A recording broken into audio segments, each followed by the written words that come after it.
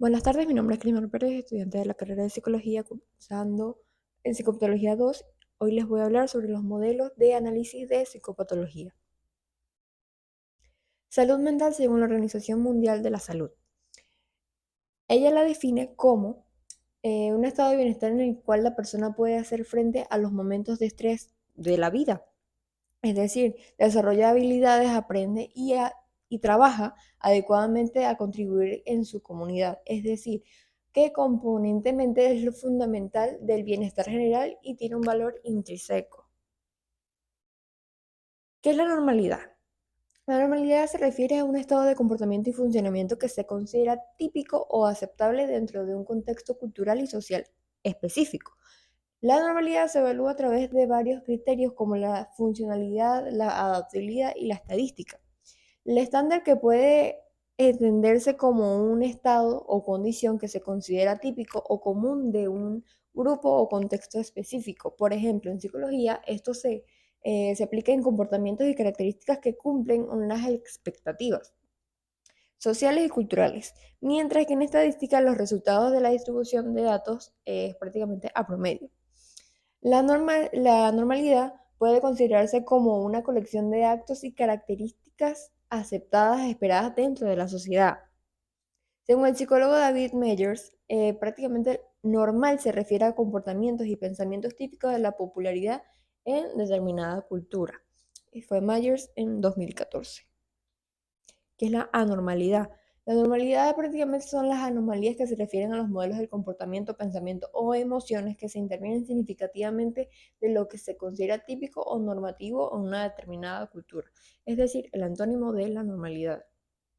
La anomalía puede incluir trastornos funcionales, incomodidad personal, actos raros en términos de estadística y desviaciones en comparación con los estándares culturales. Normalmente la definición de David Barlow y Marek Duran, que se encuentra en el libro de Psicología Inexacta, es que el enfoque indispensable, considerando el concepto inusual para combinar una disfunción de la psicología, prácticamente el sufrimiento o obstáculos en las actividades diarias que pues, hacen reacción anormal a lo que se sospecha dentro de la cultura. El psicólogo Thomas Shada prácticamente dice que la anomalía no es como una forma de comportamiento que deja los estándares sociales y culturas establecidas. Es Shada en 1960.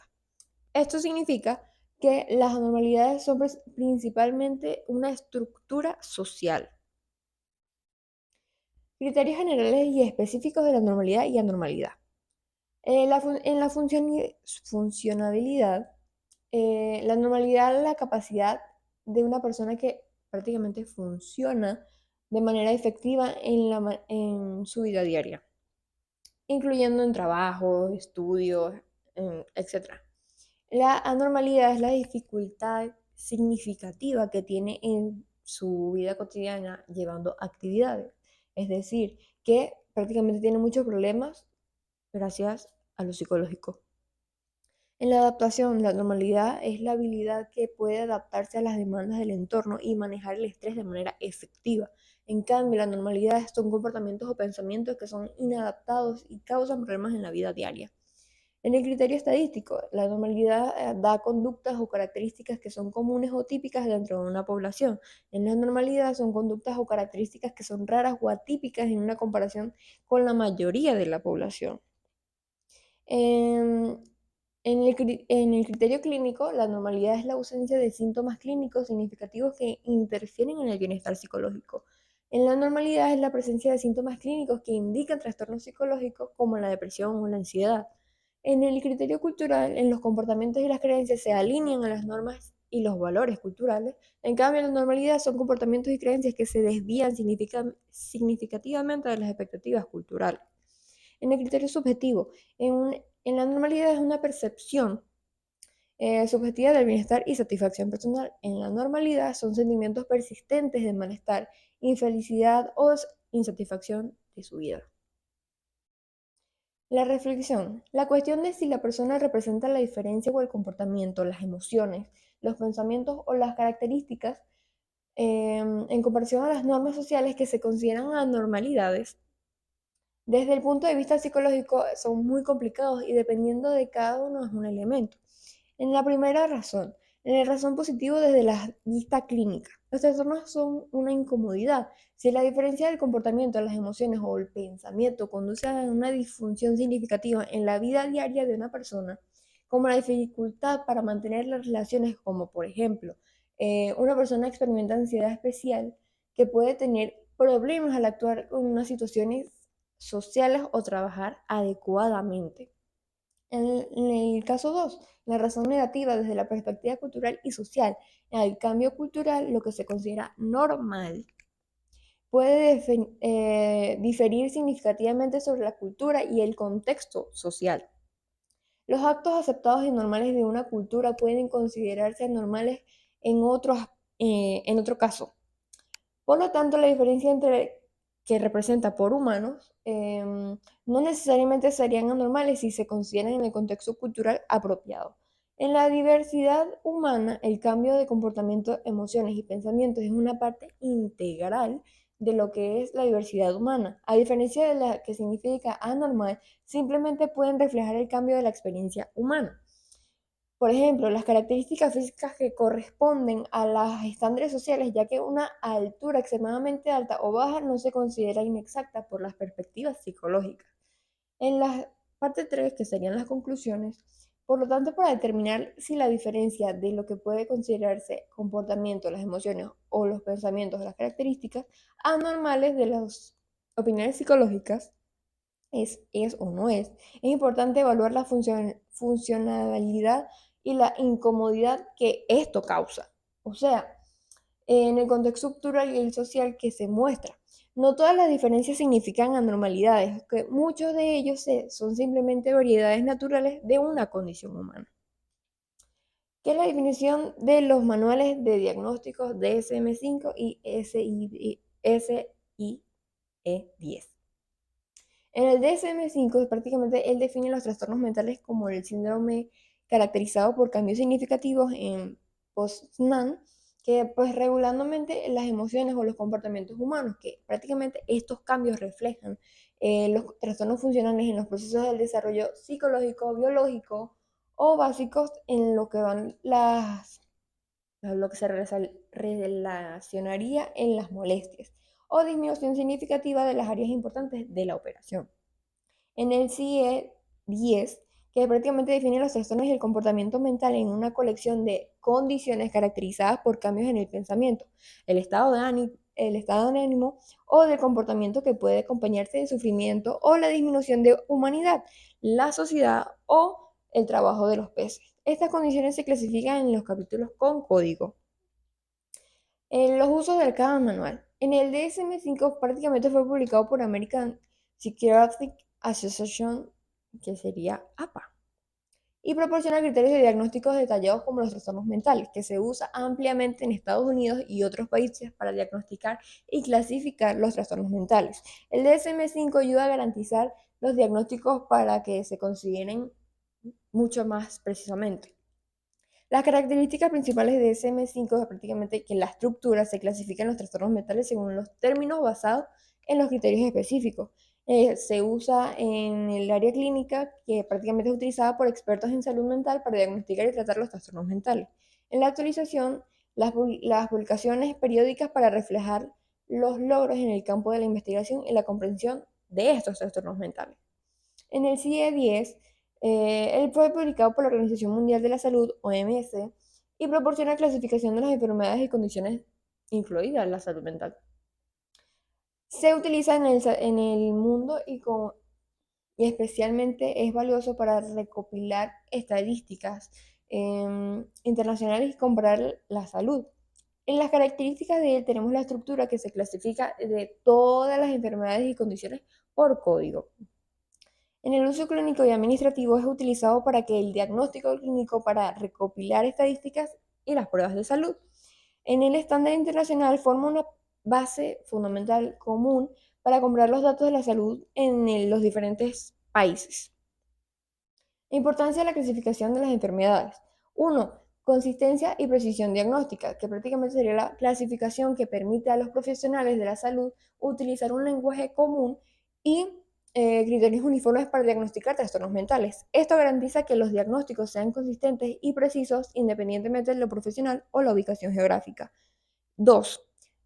Facilitación del tratamiento. Al clasificar las enfermedades psicológicas se pueden desarrollar y aplicar tratamientos específicos y basados en la evidencia para cada trastorno. Los profesionales de la salud pueden elegir intervenciones terapéuticas más adecuadas basadas en el diagnóstico específico del paciente. En la parte 3, en la investigación y la comprensión, la clasificación sistemática de los trastornos le facilita la investigación científica, los estudios epidemiológicos, clínicos y genéticos que dependen de una clasificación precisa para entender mejor la etiología, la prevalencia, los factores de riesgo asociados en cada trastorno. En la parte 4, la comunicación eficaz permite una comunicación clara y eficaz para los profesionales de la salud, investigadores, pacientes y sus familias, y prácticamente es un sistema de clasificación común para la comprensión de los trastornos mentales y ayuda a reducir un estigma asociado con ello. La parte 5, que es el desarrollo de las políticas de la salud. Em, las políticas de la salud y los recursos pueden ser mejorados, planificados y distribuidos cuando se basan en datos fiables y precisos sobre la prevalencia y el impacto de los trastornos mentales, lo cual es posible que gracias a ello puedan tener una clasificación adecuada. Importancia de la clasificación de las enfermedades. ¿Qué profesionales pueden utilizar los manuales DSM-5 y DCI-10? En psiquiatría, prácticamente lo usan en instrucciones para diagnosticar y desarrollar los planes de tratamiento apropiados para el paciente. Los psicólogos clínicos usan instrucciones para realizar evaluaciones de diagnóstico y las intervenciones terapéuticas. En el personal social y clínico, se usan para instrucciones para una evaluación y coordinación adecuada para los clientes. En la enfermería mental, utilizan para comprender mejor su diagnóstico de pacientes y cooperar con los planes de tratamiento. En los terapeutas profesionales, los usan para ajustar su intervención en las necesidades específicas del paciente. ¿Quién creó el DSM-5? La Asociación Americana de Psiquiatría lideró la creación del DSM-5, que es la quinta edición del Manual Diagnóstico y Estadístico de los Trastornos Mentales. Este proceso implicó varios años de trabajo y la colaboración de 160 expertos internacionales en el campo de la salud mental, incluyendo los psiquiatras, psicólogos, trabajadores sociales, enfermeros y profesionales de la salud. En 2013 lanzaron el DSM-5, la versión más importante de la comunidad psicológica y psiquiátrica. Después de esta publicación, NIM, el Instituto Nacional de la Salud Mental de los Estados Unidos, anunció que dejaría de usar DSM y por lo tanto dejará investigar versiones futuras de la Junta de Gestión. El director de NIM dijo que tomarán una decisión para la clasificación de SM, que no tenía la confiabilidad de mundial y los pacientes con trastornos mentales merecían algo mejor que los criterios de SM.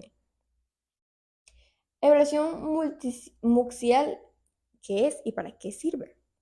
La evaluación del tamaño es la característica DSM-5 y DSM-5-TR utilizada para integrar una persona con 5 ejes diferentes que este tema se ha sido eliminado. ¿Por qué? Porque en el DSM-5 todavía no está relacionado con la comprensión del enfoque histórico de la evaluación clínica en psicología y psiquiatría, que están evaluando muchas cosas, sí, evaluando diversas divisiones de diagnóstico en diferentes 5 ejes. Cada una es apreciada en el aspecto de la salud mental y las actividades del paciente.